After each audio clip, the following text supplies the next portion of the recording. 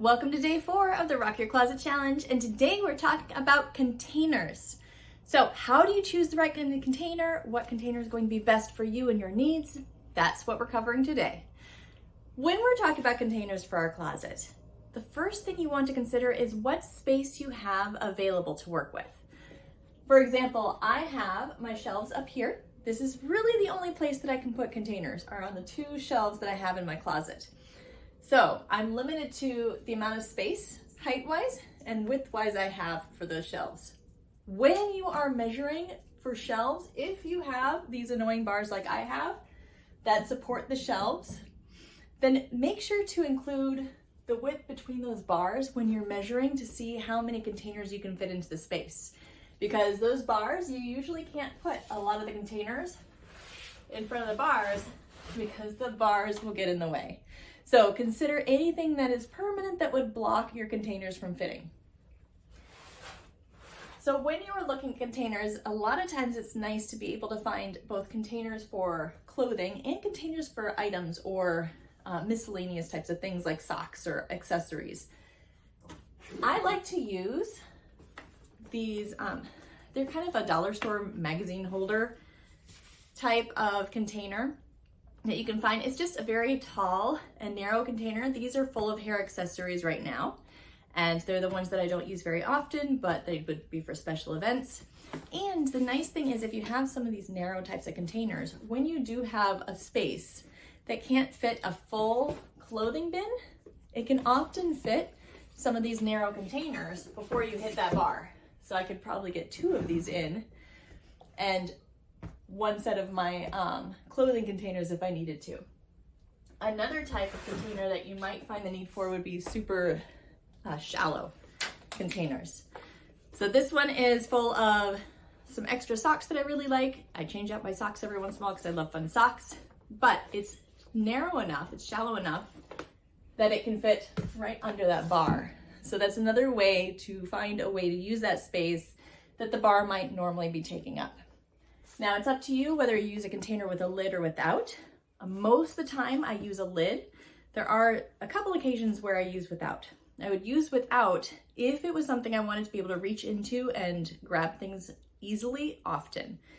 If it's something that I am not using as often, like my storage for sweaters, that's when I definitely want a lid because it's going to keep the dust off of things and make it just a little bit nicer.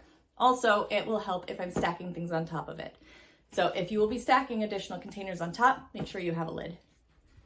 So let's look at some different container types and some tips about how to use them. So some of my favorite containers to use for clothes are these fabric containers. I love that you can collapse them down. So things like sweaters during winter, once I unpack the sweaters from them so I can reach them easier, I can just collapse the containers down and still keep them in the closet and have access to my sweaters. So I don't have a lot of empty bins that I'm storing. But also I love, in Florida especially, but anywhere that there's humidity, having fabric bins instead of plastic means it won't hold moisture in against your clothing. So with the fabric, it's much more breathable. The humidity does not get trapped in with my clothes, which means that it won't be eating away at the fibers of my clothes. Breathable storage is the best type. The same with if you have a suit cover or dress cover, try to make sure that you don't leave it in plastic or don't leave the dry cleaning plastic on your clothes for long periods of time because moisture can get trapped inside and that moisture is going to degrade the fibers of your clothes. So fabric is the best.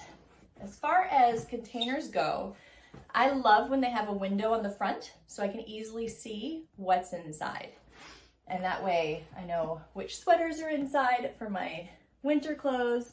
I also usually like to keep a container for overstock.